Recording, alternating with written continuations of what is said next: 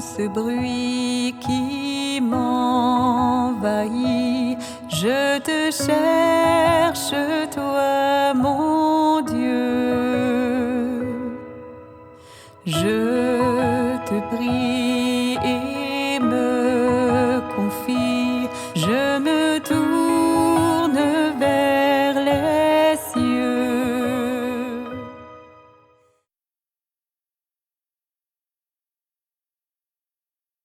Vous savez probablement que dans l'évangile de Jean, il y a moins de miracles que dans les autres évangiles. Vous saviez ça, hein? Non? Oh! Il y a 7 signes dans l'évangile de Jean, dont le dernier est la résurrection de Lazare. Et le premier est les noces de Cana. Les noces de Cana. Le bon vin gardé jusqu'à la fin, ça dit que la foi en Jésus, c'est après celle qui est au Dieu de Moïse, au Dieu d'Abraham. Donc, l'ancienne alliance devient une nouvelle alliance. Premier miracle, jusqu'à la résurrection. Peut-être vous vous souvenez de cette phrase qu'on n'a pas lue aujourd'hui. Quand Jésus dit « Allons en Jérusalem, en Judée », qu'est-ce que notre ami Saint Thomas a dit? Qu'est-ce que Thomas a dit? Souvenez-vous? Allons et mourons. Wow! Pour suivre Jésus, ça pouvait peut-être coûter la vie. Oui, parce que tous les grands hommes de Dieu, tous les prophètes, les prophétesses, c'était à Jérusalem qu'ils trouvaient la mort. Alors Jésus retourne en Judée pour sauver son ami Lazare. Lazare, le mot veut dire, je suis en train de vous instruire aujourd'hui, pas des farces, hein? Lazare, le mot veut dire celui que Dieu secourt. Et Béthanie, où il était, ça veut dire la ville des pauvres. C'est une banlieue de Jérusalem. Alors, notre ami Lazare, avec ses 2 sœurs, Marthe et Marie, sont aimés de Jésus d'une façon tout à fait spéciale. Ils sont aimés de Jésus parce que l'auteur de l'Évangile prend le temps de dire il les aimait. C'est assez rare qu'on entende dire ça. Hein? Jésus qui va dire il aimait. Donc, il y avait comme une amitié humaine où on dit souvent Jésus allait déposer les pieds sur la bavette du poêle quand il y en avait ras le coco. Il prenait son temps avec des amis pour pouvoir se refaire intérieurement. Bien sûr, il le faisait avec la prière, mais il le faisait aussi avec de l'amitié. Nous aussi, hein, quand on veut se recréer intérieurement, on le fait avec des amis, on le fait avec de l'amitié, on le fait avec de la prière. On peut même prendre des temps à l'écart, comme Jésus faisait. Et pas de trop qu'au moins une fois par année, frères et sœurs, vous vous donniez un week-end à l'extérieur de vos habitudes, à l'écart, pour retrouver Dieu. C'est un minimum. On ne le fait pas, mais il faut le faire. Pas compliqué. Hein? Vous êtes invités à le faire, aller à l'écart. Jésus va pleurer et quand il va aider Lazare à sortir de son tombeau, voyez-vous sa délicatesse, incroyable délicatesse. Il dit, enlevez-lui les bandelettes, ça va, et laissez-le aller.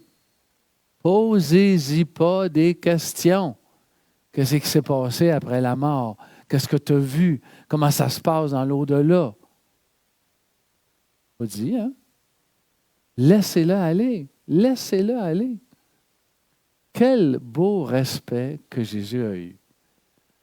L'attention que Jésus a eue, c'est un petit peu qui nous aide nous-mêmes à rentrer en relation avec les personnes pour être, si possible, le plus attentif, attentive aux gens que nous aimons.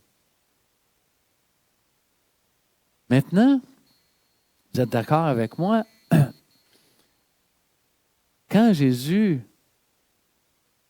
a fait relever Lazare, il l'a sorti de son tombeau. Les pères de l'Église sont demandés, c'est quoi nos tombeaux aujourd'hui? Quels sont nos tombeaux? Quels sont nos lieux de mort? Peut-être qu'on n'en a pas beaucoup, tant mieux, mais on sait qu'il y a beaucoup de guerres, qu'il y a beaucoup de famines, qu'il y a beaucoup de difficultés dans notre monde. Vous voyez de temps à autre des endroits où les personnes itinérantes campent à l'extérieur. Ils ont campé cet hiver. Il ne faisait pas si chaud que ça dehors. Hein? Moi, j'ai été visiter un campement de femmes, juste pour les femmes. Alors, c'était pas Jojo, laissez-moi vous dire ça. Et en plus, pour mettre la cerise sur le sundae, ça passe au feu. Une roulotte qui a complètement passé au feu. Il était encore plus dehors que dehors. Quelque chose, hein?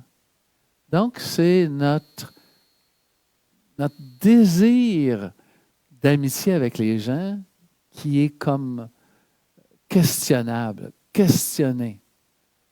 Jusqu'à quel point Jésus s'est investi auprès de Lazare. Les gens vont dire encore aujourd'hui, mais pourquoi qu'il a attendu 2 jours? Le gars est mort, c'est son ami, puis il attend 2 jours avant d'aller le voir, ce qui faisait 4 jours dans le tombeau. Puis sa sœur dit, il sent. Pourquoi il a attendu 2 jours avant de partir? On ne sait pas d'où il est parti, mais il a attendu au moins 2 jours. Pourquoi il a attendu 2 jours? Je suis devant une assemblée muette.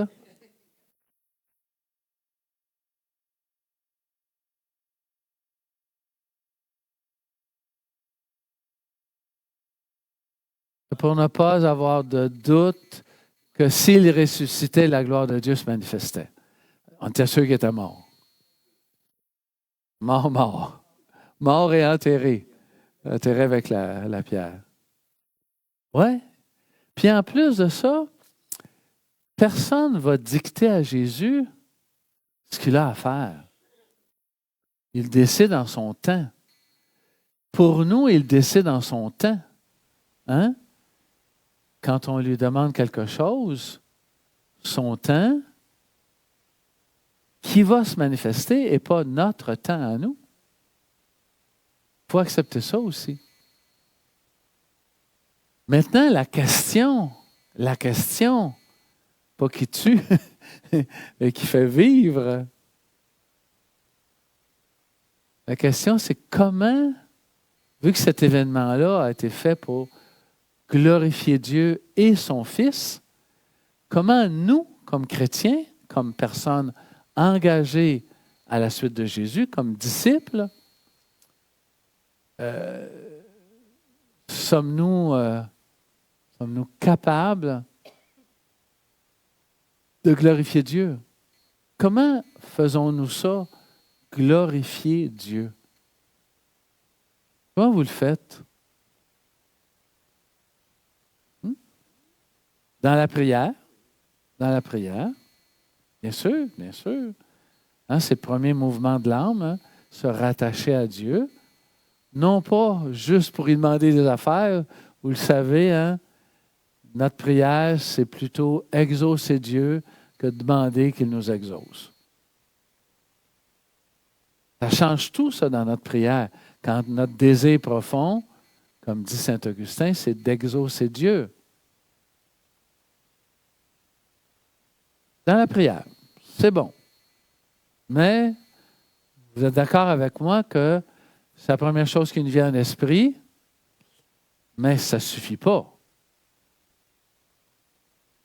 Quelle serait autre chose qui nous permettrait de glorifier Dieu, à la fois le Père, Dieu, et à la fois le Fils?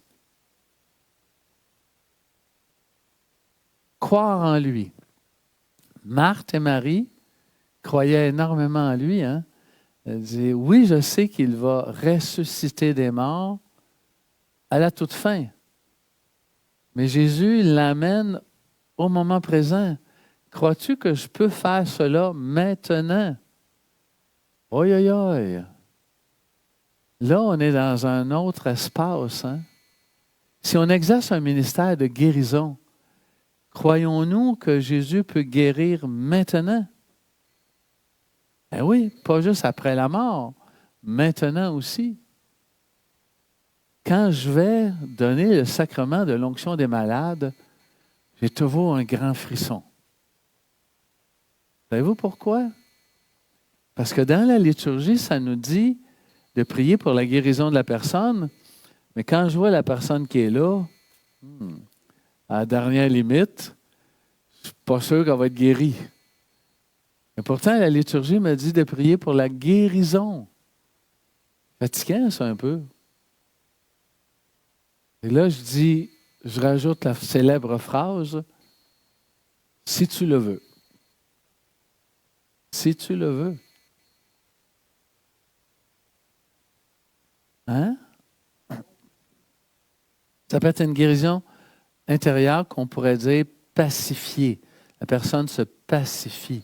Ça, on ne le voit pas, mais ça peut être ça certainement. Quand je fais ça, c'est souvent pour la guérison intérieure. Rarement pour la guérison extérieure, parce que c'est toujours l'extrême. Hein? On arrive à l'extrême. Oui.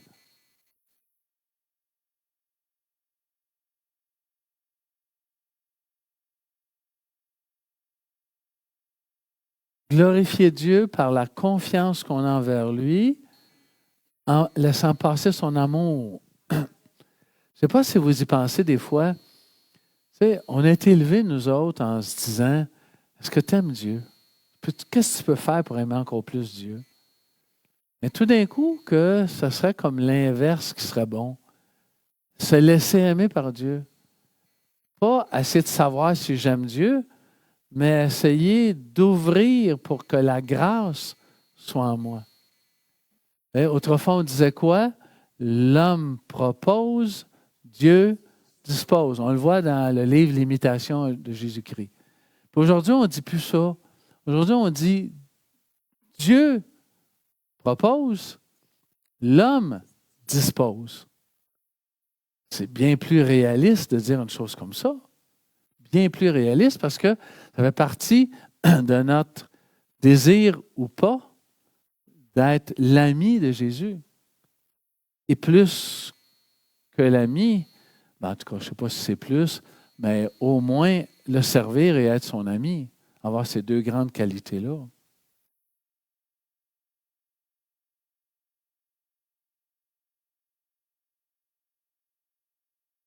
L'Évangile d'aujourd'hui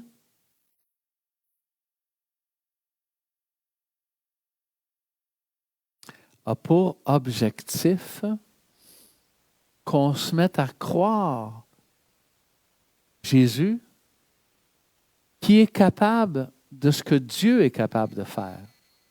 Donc, si jamais vous rencontrez un témoin de Jéhovah qui croit beaucoup en la Bible, mais qui ne croit pas que Jésus est Dieu, demandez-leur comment se fait-il qu'on glorifie Dieu comme on glorifie le Fils. Les deux sont Dieu. Il est Fils de Dieu et ça voulait dire, finalement, Dieu lui-même, le Messie, le Christ qui est là devant nous.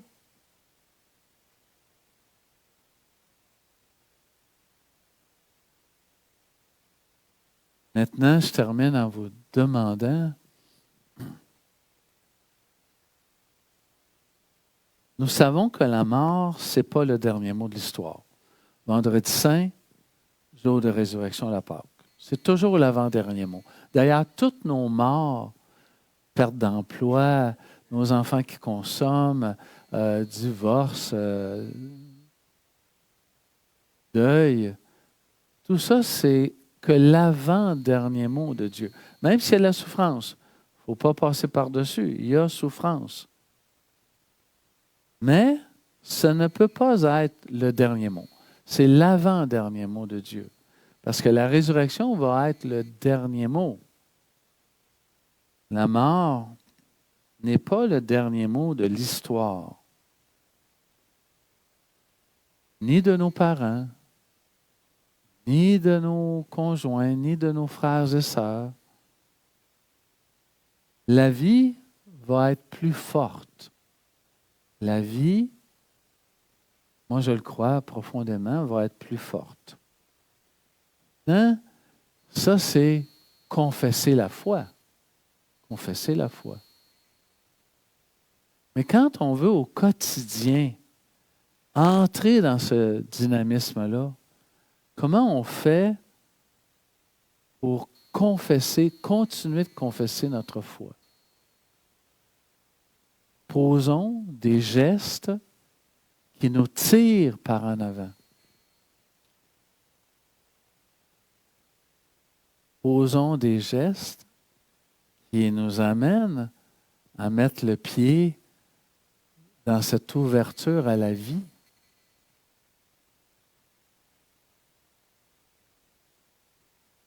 Ça fait à peu près 9 mois, j'ai le temps d'accoucher, là, que je prie pour qu'on ait des rencontres écuméniques, donc entre chrétiens de différentes confessions.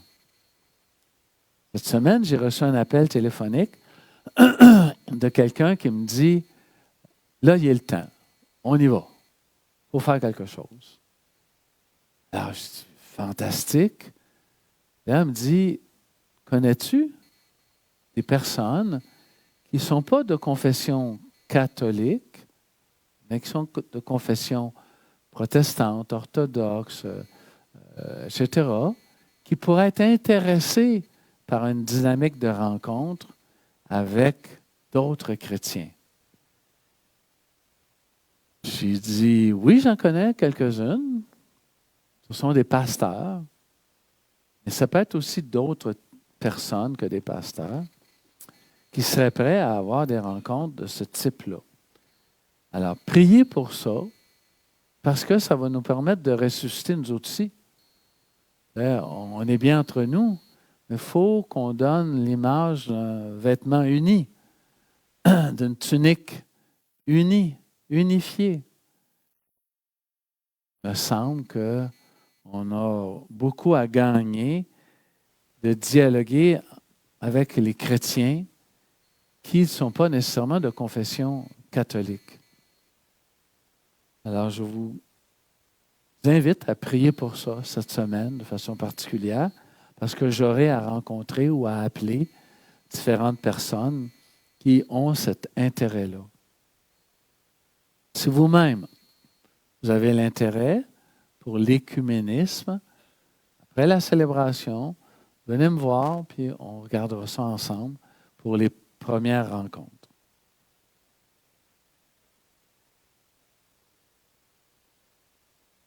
Seigneur, je sais qu'après le dernier signe, le 7e signe dans l'Évangile de Saint Jean, tu t'es résolument, tu as résolument décidé d'aller à Jérusalem pour aller porter le message de la vie jusque là où était le Sanhédrin, les grands prêtres, le temple. Toi qui nous rappelle que nous sommes aujourd'hui le temple de ton esprit. Ressuscite en nous ce qui est mort. Je t'en prie, Seigneur, avec toute la communauté. Notre communauté te prie d'un seul cœur. Et nous t'en rendons grâce.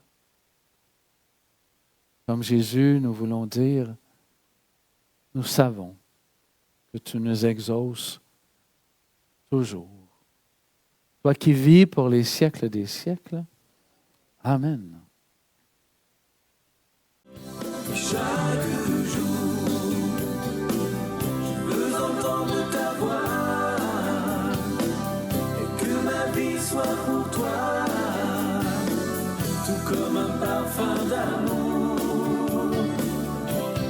Chaque jour, je veux marcher dans tes voies, chaque instant, à chaque pas, et vivre de ton amour. Et chaque jour, je veux entendre ta voix et que ma vie soit pour toi, tout comme un parfum d'amour que je répands chaque jour. Je veux marcher dans tes voies,